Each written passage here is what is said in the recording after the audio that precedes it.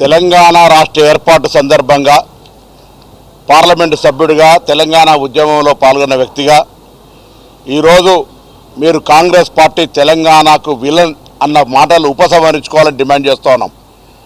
ఉపసంహరించుకునేదాకా కాంగ్రెస్ కార్యకర్తలు మీ వైఖరి పట్ల ఏరు దాటిదాకా ఎల్లన్నా ఏరు దాటినాక బోడమల్లన్నా అన్నట్టుగా మీ వైఖరి స్పష్టంగా మీరు శాసనసభలో మాట్లాడినటువంటి మాటలు ఎల్లా తెలంగాణ సమాజానికి సాక్ష్యం. సోనియా గాంధీ గారే తెలంగాణ ఇచ్చారు, సోనియా గాంధీ గారి దేవత. తిరిగి మరొక్కసారి రేపు తెలంగాణలో అన్ని జిల్లాల్లో సోనియా గాంధీ గారి చిత్రపటాలకు పాలాభిషేకాలు చేయాల్సిందిగా కాంగ్రెస్ పార్టీ నాయకత్వాన్ని కోరుతా ఉన్నాం. ఈరోజు కాంగ్రెస్ పార్టీ విలన్ అయితే, ఒకవేళ తెలంగాణ కాంగ్రెస్ పార్టీ ఇవ్వకపోతే కేసీఆర్ 3 చెరువులు తాగినా 100 కేసీఆర్లు వచ్చినా తెలంగాణ ఏర్పడేది కాదు.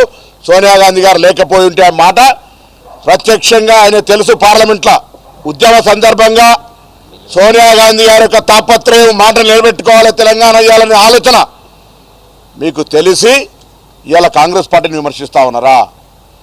ఇవాళ మీరు ఎలకతుర్తి, అది శాసనసభ నియోజకవర్గం హుస్నాబాద్ గౌరవల్లి రిజర్వాయర్ గురించి మాట్లాడినారు. 2007లో ఫౌండేషన్ వేస్తే 2014 ముఖ్యమంత్రిగా వచ్చి కుర్చేసుకొని కడతా అన్నారు. అప్పటికే టన్నెల్ పని అయిపోయింది, కంప్లీట్ బండ్ పని అయిపోయింది. ఇప్పటికి పని పూర్తి కాలేదని మీరే ఒప్పుకున్నారు. అంతేకాదు ఇలా ఆ ఎలకతుర్తి సాక్షిగా మీ నాయకులు అక్కడ పాపం మీటింగ్కు జనం రాకపోతే పోలీసుల మీద నెప్పన్నట్టు, లేకపోతే మేము ఎక్కడో సతాయిస్తున్నామని చెప్పి మాట్లాడిన దయాకర్రావు, పల్లా రాజేశ్వరరెడ్డి పంపండి. ధాన్యం కొనుగోలు ప్రక్రియ ఎంత సాఫ్గా జరుగుతూ ఉందో, మీరు గతంలో తరుగు పేరు మీద ఏ విధంగా రైతులను మోసం చేసిండ్రో, ఇలా రైతులకు మీరు ఆ ఎలకతుర్తి భీమదేవరల్లి ప్రాంతంలో దేవాదుల నుంచి నీళ్ళు ఇవ్వకపోతే మేము ఏ విధంగా నీళ్ళు ఇచ్చినామో చూపెట్టే ప్రయత్నం చేస్తాం. మీరు మాట్లాడుతున్నారు ఇలా తెలంగాణ సాధించినామని చెప్పుకొని మీకు మీరే, మీ వాళ్ళతో భజన కొట్టించుకునే మీరే టీఆర్ఎస్ పార్టీ రజతోత్సవం జరుపుకునే సందర్భంలో తెలంగాణ ఉద్యమ ఆకాంక్షలకు కొంత మీ అగ్గిపెట్టే రాజకీయానికి ప్రాణాలు అర్పించిన వాళ్ళకి కనీసం నివాళులు అర్పించిరా అని అడుగుతున్నా సూటిగా. ఈరోజు తాపతాపకు ఏం లొల్లి అంటా ఉన్నావు.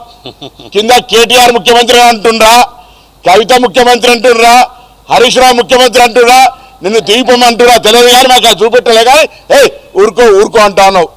అంటే నీ ఇంటర్నల్ క్రైసిస్ ఒకరికి మాట్లాడిస్తే ఇంకోరికి ఇబ్బంది అని ఇంతకుముందు పెద్దలు జూపల్లి కృష్ణారావు గారు చెప్పినట్టుగా ఏక్ హింద్ ఫౌజ్ యొక్క ఒకరివే మాట్లాడుతుంది.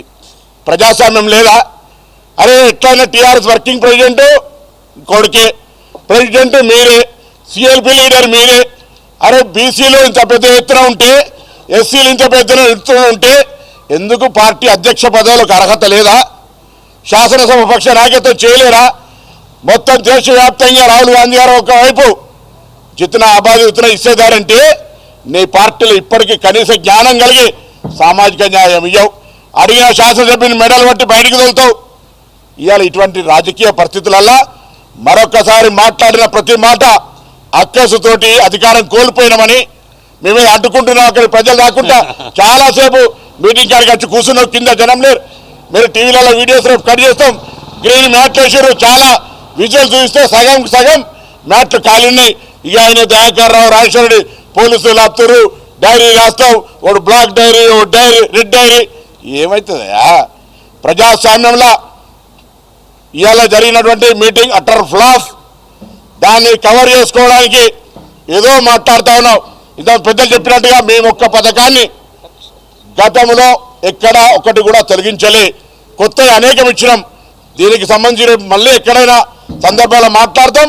ప్రతిదీ కాంగ్రెస్ పార్టీ ప్రజాస్వామికంగా ప్రజాహితంగా చేస్తుంది. ఎవరికి కూడా ప్రజాహిత కార్యక్రమాలు, నిరసన కార్యక్రమాలు ప్రజాస్వామ్యంగా జరుపుకుంటే ఎక్కడ కూడా ఎవరికి అడ్డంకి లేదు అనే మాట కూడా ఈ సభ ద్వారా మా యొక్క ప్రజాపాలన యొక్క పరిపాలన మీకు కనిపించింది అనే మాట కూడా సందర్భంగా మనం చేస్తాం.